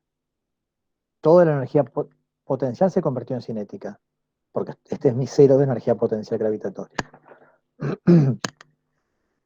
Entonces acá el bloque se mueve con una cierta rapidez que puedo determinar equiparando o igualando las energías cinética y potencial inicial. Cuando llega al bloque, al resorte, ¿qué va a empezar? Va a empezar a comprimir el resorte. Se va a comprimir y parte de esa energía cinética entonces se va a transformar en energía potencial elástica, hasta que convierta toda la energía cinética que tenía en potencial elástica. Y ahí el bloque va a quedar en reposo momentáneamente, toda la energía que tenía está almacenada en el resorte. Instantáneamente después el resorte empezará a estirarse y empezará a transferir esa energía potencial almacenada en el resorte, esa potencial elástica almacenada en el resorte, la empezará a transferir otra vez al bloque, que empezará a aumentar su rapidez y empezará a adquirir una velocidad y una energía cinética asociada. De forma tal que el bloque va a salir despedido con una rapidez que va a ser igual a la que traía cuando venía. Porque como la energía tiene que mantenerse, la rapidez con la que sale moviéndose hacia la izquierda tiene que ser igual a la rapidez con la que llegó moviéndose hacia la derecha. Porque su energía cinética tiene que ser la misma. Y después el bloque empezará a subir por la rampa y empezará a transformar esa energía cinética que trae en energía potencial gravitatoria. ¿Hasta cuándo? Bueno, hasta que gaste toda la energía cinética que tiene y se quede en reposo. Como nuevamente la energía mecánica tiene que conservarse, la altura final a la que va a llegar tiene que ser igual a la altura inicial desde la cual tiramos, para que la energía mecánica se conserve. Y después el movimiento se repetirá, se va a repetir indefinidamente.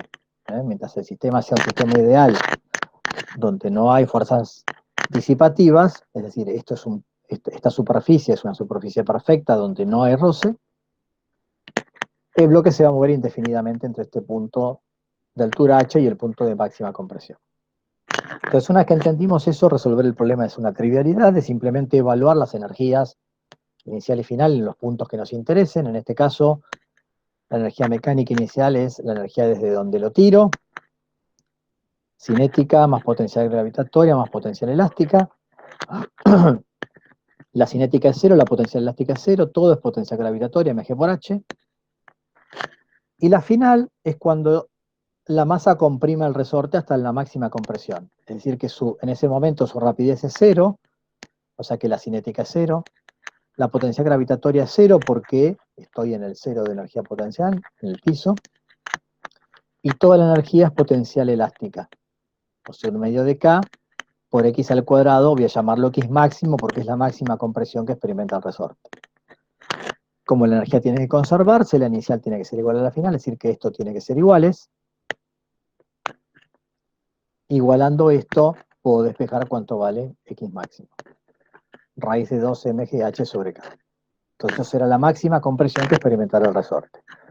Si yo quisiera saber con qué rapidez la masa llega al resorte, bueno, debería entonces evaluar la energía mecánica final en este punto, o en cualquier punto de acá. La rapidez va a ser la misma en cualquiera, cuando llegue al resorte o cuando llegue al punto más bajo de la rampa, o en el medio. Y en ese caso la que van a ser 0 van a ser la gravitatoria y la elástica, y la energía mecánica final será 1 medio de la masa por la rapidez al cuadrado. Entonces de ahí poder despejar cuánto vale la rapidez, ¿eh? Igualando esta cinética final con la mecánica inicial que era la gravitatoria. Entonces, evaluando diferentes momentos, puedo saber cuánto valen ciertos parámetros de movimiento del cuerpo. ¿En qué cambia si en la región de esta pista, en la región plana de la pista, tuviéramos roce? Hay una fuerza de roce con un coeficiente de roce de 0,2. Y esto mide 1 metro. Vamos a suponer que desde que llega, o sea, en la parte en la que hay roce, desde que llega el bloque de la rampa esta que vamos a despreciar el roce, donde vamos a despreciar el roce, hasta el resorte hay 1 metro.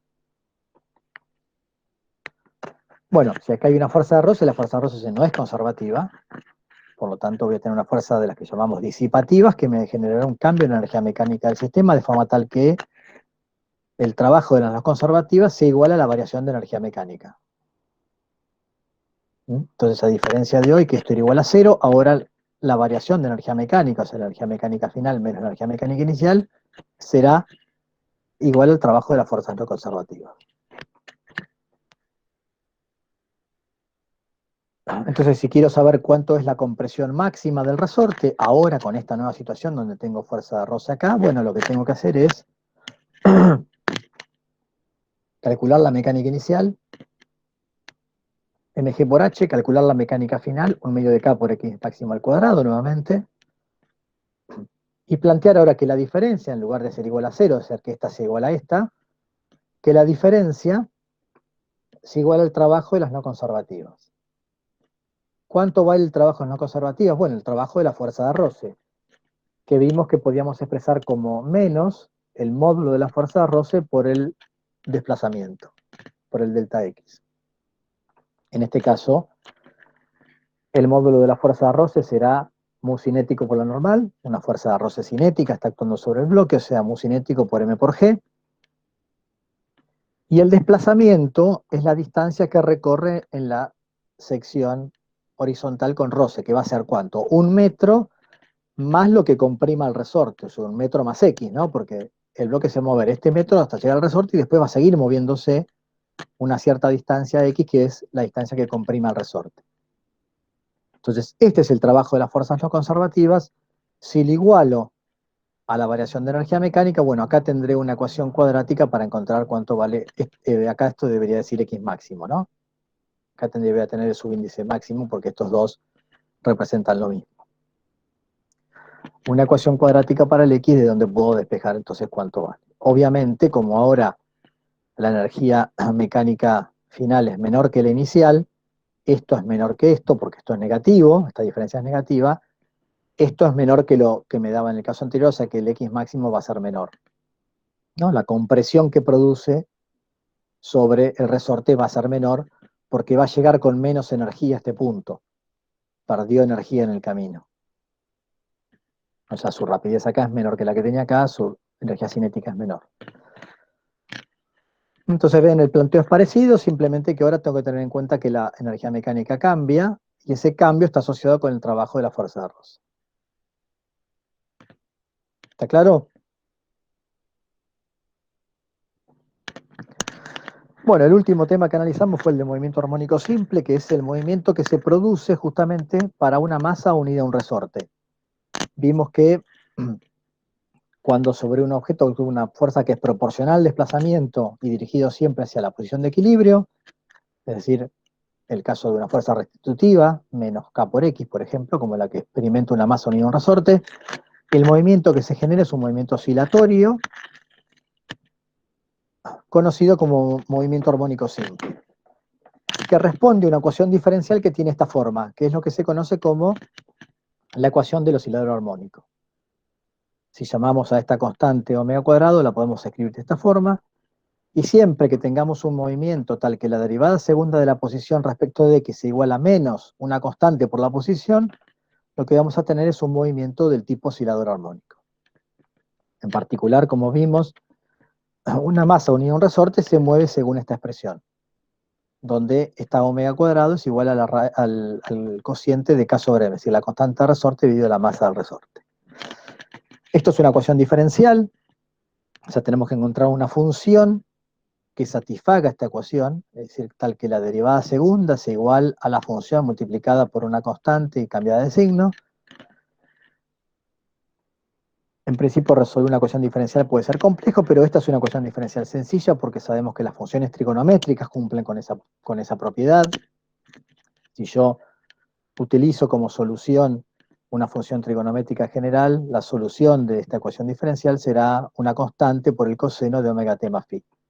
Obviamente puedo usar también la función seno como solución, nosotros en general elegimos la función coseno, pero si eligiera la función seno, bueno, me cambiaría la fase esta, ¿no? Acuérdense que las funciones senos y cosenos están desfasadas pi sobre 2 una respecto de la otra, ¿no? Si esta fuera la forma funcional del movimiento, esto implica, fíjense, una fase cero, ¿no? Porque el coseno está arrancando en 1 y positivo, es decir, que es la función coseno con fase cero. Si lo quisiera expresar como una función seno, bueno, lo que tendría que hacer es, como la función seno arranca de acá y crece, lo que estoy haciendo es tendría que correr la función seno pi sobre 2 para atrás. O sea que tendría que tener una función acá, un desfasaje de pi sobre 2 para escribirlo como una función seno. O sea que son formas equivalentes, ¿no? Siempre puedo escribir a la solución como un seno o un coseno, lo que tendré será un desfasaje de pi sobre 2 uno respecto de la otra. A es lo que se conoce como la amplitud, es el máximo desplazamiento respecto de la posición de equilibrio, ¿no? El máximo valor negativo y positivo que toma la partícula que está moviendo en movimiento armónico simple, se mueve entre A y menos A. Omega es la frecuencia angular, tiene de 1 por segundo, 1 sobre segundo, y es una medida de qué tan rápido se realizan las oscilaciones. Y phi es la fase inicial. Tanto A como la fase se determinan de las condiciones iniciales, es decir, de la posición y la velocidad a tiempo cero. Es muy sencillo encontrar la expresión de la velocidad y la aceleración en función del tiempo para un movimiento armónico simple, simplemente tengo que derivar esto respecto del tiempo, entonces la velocidad será menos omega por A por el seno de omega t más phi, y la aceleración será menos omega cuadrado por A por el coseno de omega t más phi. Fíjense que esto es X, o sea que la aceleración es menos omega cuadrado por X, ¿no? Que justamente era la ecuación diferencial que teníamos que resolver. Esta amplitud que está acá lo que me determina es los valores máximos de velocidad o de rapidez que tendrá el objeto moviéndose en movimiento armónico simple, o sea, la velocidad va a oscilar entre omega por A y menos omega por A, entonces la velocidad máxima o rapidez máxima será omega por A, o raíz de K sobre M por A. La aceleración máxima será omega cuadrado por A, porque la aceleración va a oscilar entre omega cuadrado por A y menos omega cuadrado por A.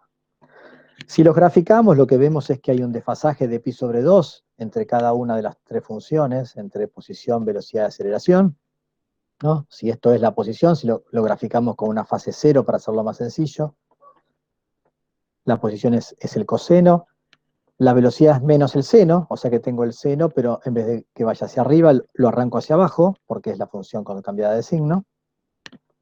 Entonces fíjense que se desfasa pi sobre 2 hacia atrás respecto de la función posición. Y la aceleración es menos el coseno, o sea que es esta misma función cambiada de signo. Entonces arrancará acá y crecerá. Lo que vemos es que cuando la posición alcanza un máximo, ya sea positivo o negativo, la velocidad se hace cero. Cuando la posición está en el máximo desplazamiento positivo o negativo, la velocidad es cero. Y en ese punto de velocidad cero, la aceleración es máxima, ¿no? En los extremos del movimiento, la aceleración que experimenta la masa es máxima y de signo opuesto al de la posición.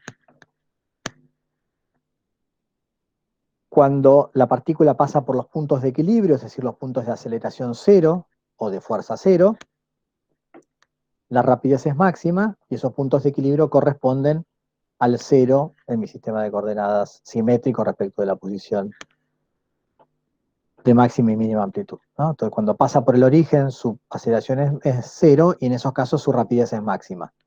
Puede ser positiva en este caso, como negativa en este otro. Entonces, a partir de este gráfico podemos entender un poco cómo son los movimientos. Podemos definir el período en función de la frecuencia angular. El período es el tiempo que tarda en hacer un ciclo completo, es decir, en pasar nuevamente por un punto de igual posición y velocidad. Eso sería igual a 2pi sobre omega o 2pi sobre raíz de m sobre k. La frecuencia es la inversa del período, ¿no? Entonces, fíjense que cuando hablamos de frecuencia solamente es 1 sobre el período. Omega es la frecuencia angular, ¿sí? Que sería igual a omega, en este caso la frecuencia, sería igual a la frecuencia angular dividido 2pi. Entonces tengan cuidado cuando le hablen de frecuencia o frecuencia angular, es esta la relación que tienen que tener en cuenta. Sabemos que la fuerza de restitución elástica es conservativa, por lo tanto la energía mecánica del oscilador armónico tiene que ser constante, y vimos que efectivamente si escribimos la energía mecánica como la suma de la cinética más la potencial, y a la cinética la escribimos en función de la velocidad que encontramos recién, y a la potencial en función de la posición que encontramos para la solución del oscilador armónico, bueno, esto se puede reescribir de forma tal de sacar factor común y me quede la suma de seno cuadrado coseno cuadrado, y yo puedo escribir la energía mecánica como un medio de k por a cuadrado, o un medio de m a cuadrado a cuadrado. Fíjense que son las dos expresiones constantes, porque k es la constante del resorte, es la amplitud, o sea que esto es una expresión constante, y esto es la frecuencia angular y la amplitud, que son ambas constantes. Esto equivale a la energía potencial máxima, porque es la energía potencial cuando el desplazamiento es a, es decir, cuando toda la energía del resorte del sistema resorte masa está almacenada como energía potencial en máxima compresión o en máximo estiramiento. Y esto equivale a la energía cinética máxima. Omega por A, acuérdense que es la amplitud de velocidad, es la velocidad máxima que experimenta la masa, o sea que esto es omega por A cuadrado, o sea la velocidad máxima al cuadrado. ¿No? Entonces, lógicamente, la energía mecánica la puedo escribir o como suma en cualquier instante de tiempo, o como las máximas cuando toda es potencial, la potencial máxima, o cuando toda es cinética, cinética máxima. Otro ejemplo de movimiento armónico simple que dimos fue el del péndulo, cuando los ángulos de apartamiento respecto de la vertical son chiquitos, o sea, menores de 10 grados. En ese caso, la ecuación diferencial a la que llegamos para el ángulo en función del tiempo es esta que está acá, que efectivamente es la ecuación del oscilador armónico, con, en este caso, omega igual a la raíz de g sobre l. Entonces, el ángulo que se desplaza el péndulo respecto de la vertical lo podré escribir como un ángulo máximo, la amplitud, por el coseno de omega t más phi. Y en este caso el período de oscilación del péndulo será 2pi sobre omega, o sea 2pi multiplicado por la raíz de L sobre G. La longitud del péndulo dividido la gravedad. Entonces vimos que esto era una forma sencilla de medir tiempo, porque si yo pongo un largo de 1 metro, este periodo me da 2,007 segundos, creo que era. Porque un péndulo de 1 metro tiene un periodo de 2 segundos. O sea que puedo tener un cronómetro bastante sencillo de construir con un péndulo de 1 metro. cada movimiento de máxima amplitud a máxima amplitud será un tiempo equivalente a prácticamente igual a un segundo. Es un ejemplo parecido al que vimos, pero lo repasamos. Un cuerpo de 2 kilogramos se suspende de un resorte que cuelga verticalmente. Se observa que en su posición de equilibrio el resorte se estira 4 centímetros. Luego el resorte se pone en una superficie horizontal sin roce, fijándose uno de los extremos a una pared y el otro a un bloque de 5 kilogramos. Se aparta el bloque 10 centímetros desde la posición de equilibrio y en el instante t igual a 0 se lo suelta de modo que comienza a oscilar describiendo un movimiento armónico simple. Entonces determinar la constante del resorte, hallar el periodo de movimiento oscilatorio del bloque y suponiendo que la elongación en función del tiempo está dada por una función coseno, hallar la amplitud y la fase inicial de movimiento.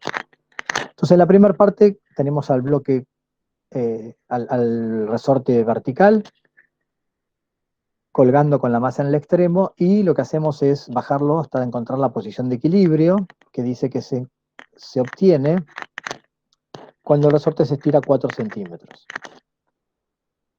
En esta situación, el bloque está en equilibrio, esto no está oscilando, yo lo bajo despacio de forma tal de encontrar una posición de equilibrio donde la masa esta quede en reposo, de forma tal que las dos fuerzas que están actuando sobre la masa, el peso y la fuerza elástica del resorte, sean iguales y opuestas y se equiparen. Entonces la sumatoria de fuerzas en I menos K por I menos M por G tiene que dar 0, de forma tal que de acá puedo despejar la constante del resorte. Será menos mg por I. Fíjense que esto no me da una constante negativa, porque si bien acá tengo un menos, el desplazamiento en el eje Y es hacia abajo, por lo tanto es negativo. O sea que el resorte, si bien lo que me dice el problema es que se estira 4 centímetros, este I que tengo que poner acá, que es el desplazamiento del extremo del resorte respecto de mi sistema de coordenadas, es menos 0,04 centímetros. Entonces cuando reemplazo por menos 0,04 centímetros, la cuenta que me da un número positivo, 490 newton sobre metro, la constante del resorte.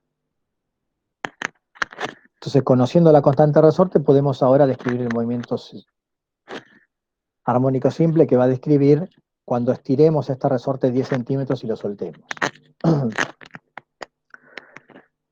El periodo de oscilación, que es lo primero que me preguntan, será 2pi sobre la frecuencia angular, o si quieren 2pi por la raíz de m sobre k. Conocemos la masa del bloque 5 kilogramos, calculamos recién la constante del resorte 490 newton por metro. El periodo de oscilación entonces será esta cuentita que está acá, 0,63 segundos. Lo otro que nos pide es, suponiendo que esta es la expresión con la que se mueve, determinar la amplitud y la fase. Entonces, x de t será a coseno omega t más phi.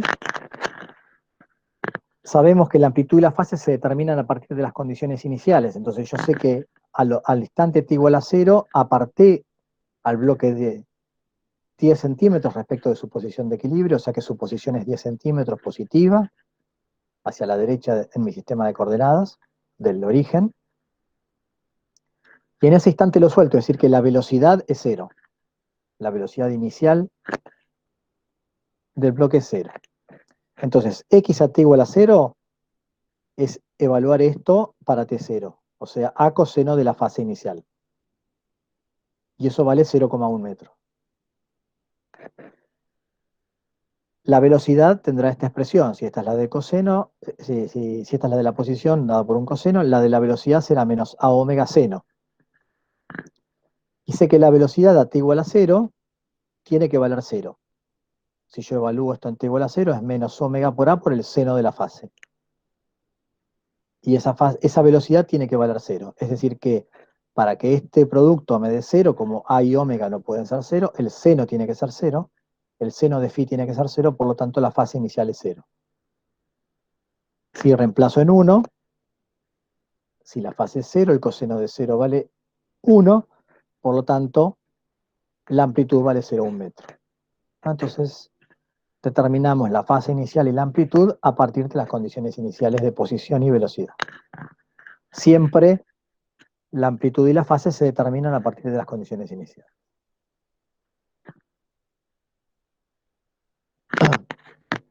Otro ejemplo, tengo una partícula que se mueve en movimiento armónico simple con una amplitud de 20 centímetros y una frecuencia de 0,25 Hz. Calcular su periodo, su rapidez máxima y cuál será el módulo de aceleración cuando se encuentre en la mitad de su amplitud. Bueno, entonces lo primero es simplemente aplicar formulitas, me piden el periodo. Fíjense que lo que me da es la frecuencia, no la frecuencia angular, la frecuencia. La frecuencia es la inversa del periodo, de forma tal que el periodo también es 1 sobre la frecuencia.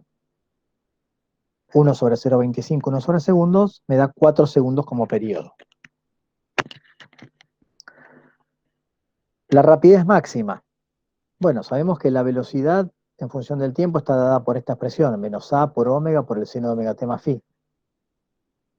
La amplitud de esta función es la velocidad máxima, porque como el seno varía entre 1 y menos 1, el máximo valor de velocidad que puede tomar el objeto será a por omega, o sea que la velocidad máxima es a por omega. Necesito conocer entonces la frecuencia angular, porque esa no la conozco. La frecuencia angular la puedo calcular desde el período como 2pi sobre el período, o sea, 2pi sobre 4 segundos, eso es pi sobre 2, 1 sobre segundo. De forma tal que la velocidad máxima será esta frecuencia angular multiplicada por la amplitud, que me habían dicho que era 20 centímetros, o sea, 0,2 metros. La velocidad máxima será 0,314 metros sobre segundo. La última pregunta es ¿cuál es el módulo de la aceleración cuando se encuentra en la mitad de su amplitud? Si la amplitud es 20, quiere decir que quiero saber la aceleración cuando se encuentra en 10 centímetros, en x igual a 10. Entonces, lo que vamos a hacer es escribir la expresión de la posición en función del tiempo y evaluarla para un tiempo para el cual me tiene que dar 0,1. Entonces, para x en un tiempo que voy a llamar t1, va a ser a por el coseno de omega por t1 más la fase, y eso tiene que ser igual a 0,1 metro. La aceleración es la derivada segunda de la posición respecto del tiempo. Si derivamos, ya sabemos, bueno, lo que nos da menos omega cuadrado por a coseno de omega t más phi. Ahora, a coseno de omega t más phi, ¿quién es? Es x de t. O sea que la aceleración la puedo escribir como menos omega cuadrado por x de t. Si evalúo el módulo de la aceleración para este tiempo 1, el módulo de la aceleración al tiempo 1 será esta expresión evaluada a t1, o sea, omega cuadrado por x en t1. Fíjense que saqué el signo menos porque estoy calculando el valor absoluto de la aceleración. Me interesa el módulo. Y x en t1 ya sabemos cuánto valía. Valía 0,1 metro. O sea que reemplazo por la expresión que encontramos hoy de x en t1, reemplazo por el valor de la frecuencia angular, pi sobre 2 segundos al cuadrado, el módulo de la aceleración. Entonces, cuando se encuentra a la mitad de la amplitud, será esta cuenta que está acá, que da 0,246 metros sobre segundo cuadrado. ¿Mm? Entonces, fíjense que no me metí acá en resolver cuánto valía la fase, cuánto valía todo este argumento para hacer la cuenta. Simplemente usé la relación entre aceleración y posición. La aceleración es menos omega cuadrado por la posición. Entonces, directamente para encontrar la aceleración en instante de tiempo, lo que usé es usar el valor de la posición en ese instante de tiempo. Y me olvidé el hecho de tener que determinar la fase y hacer toda la cuenta completa.